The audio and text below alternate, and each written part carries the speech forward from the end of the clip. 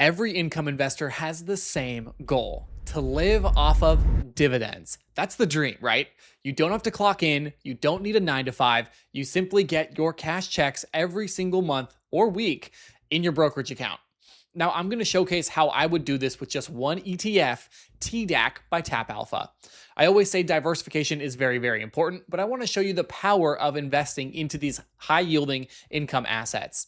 If you're new here, my name is Spencer. I talk all about ETF investing with a primary focus on dividend income because I absolutely love building my dividend snowball.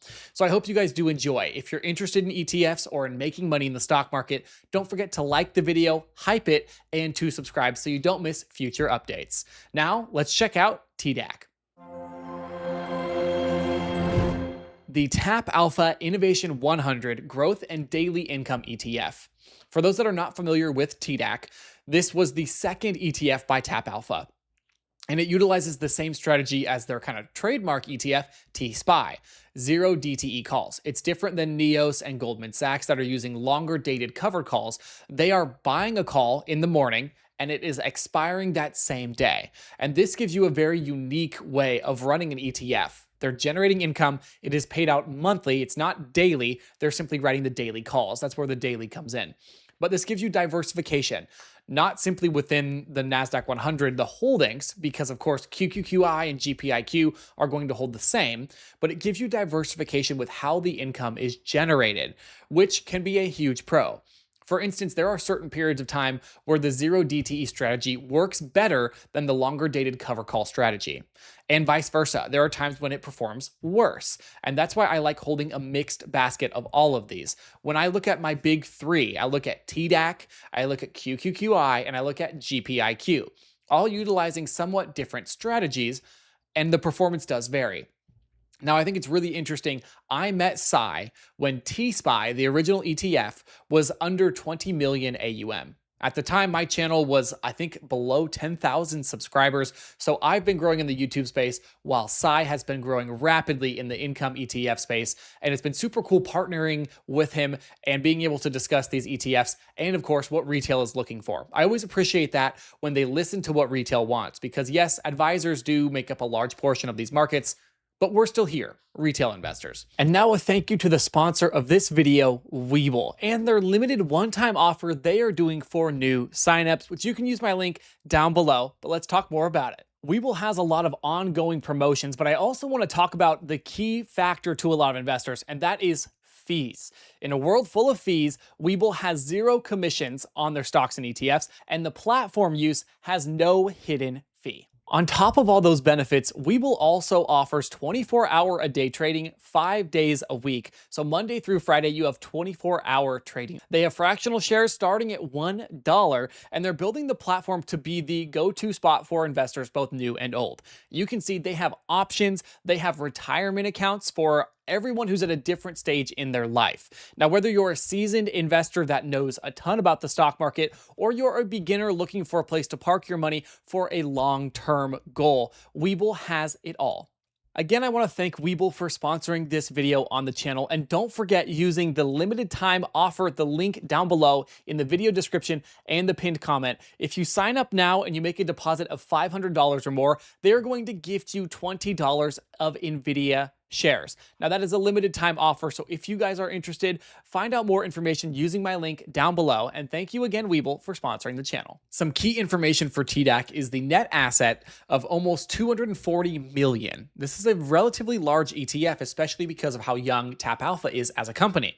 The expense ratio is a little bit higher than average for one reason and one reason only. They have to include this fee from holding QQQM, because it's a NASDAQ ETF and you have to pay the underlying ETF, right? The underlying issuer.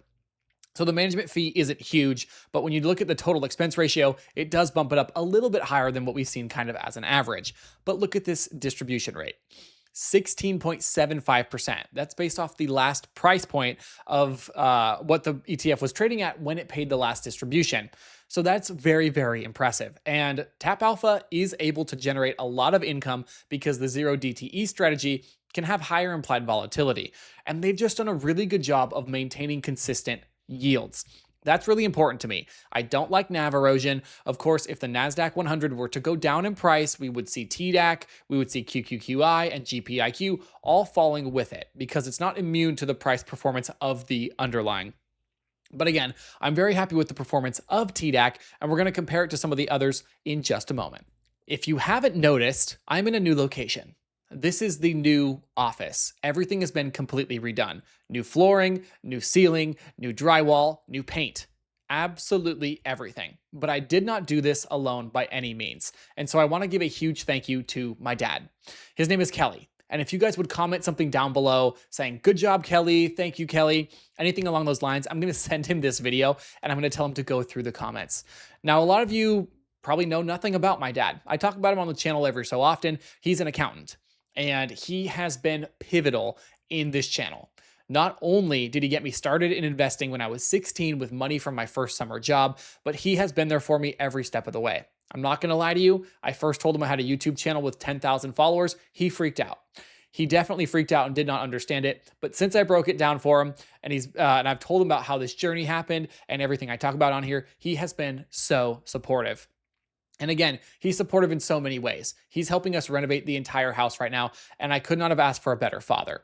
So if you guys could comment something, I want him to read the comments and see just a lot of love from you guys because you're an amazing community, and he helped make this all possible. I genuinely could not have done it without him. So of course, I love you, Dad.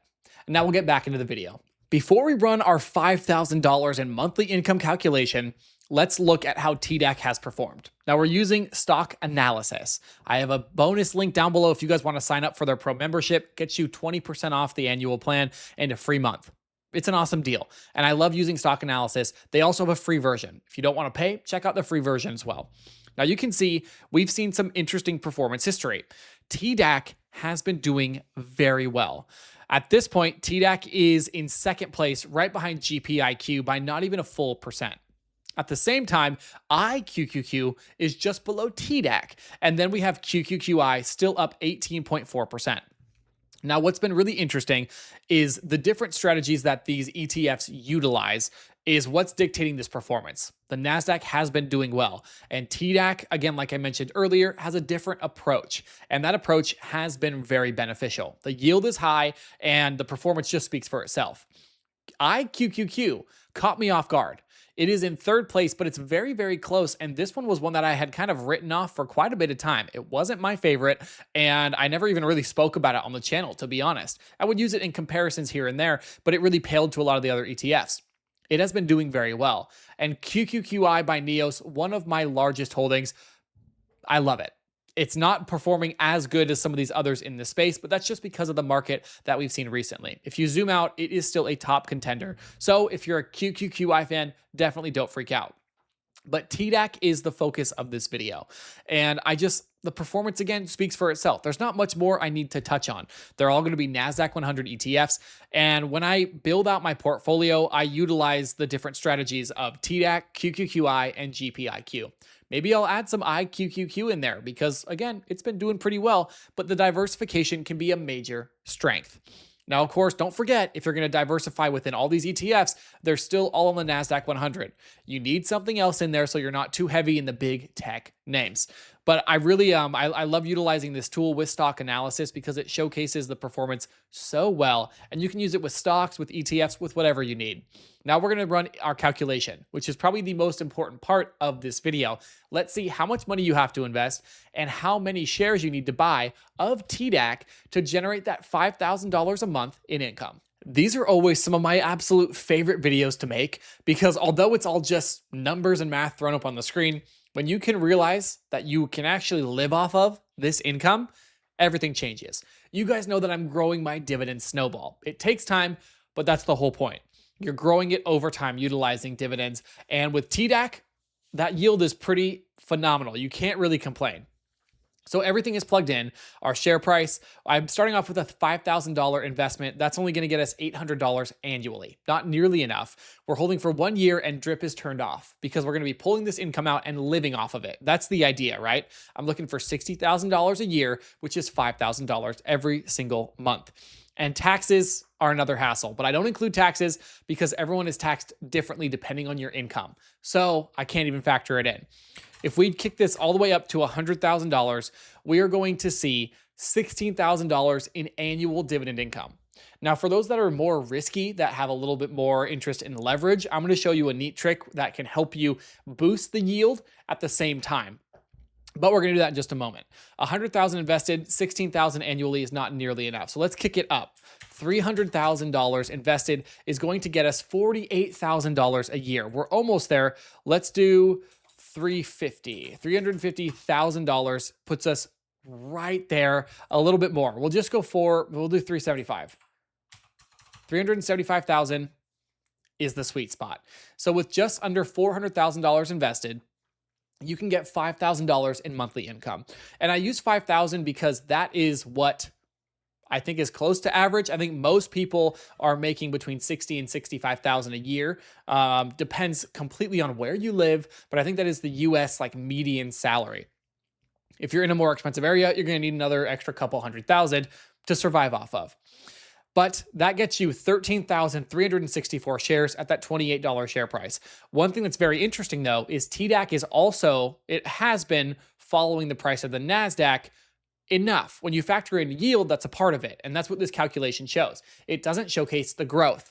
But growth can be a double-sided sword. It can also drop if we see the NASDAQ pull back sharply or a total market downturn, a bear market.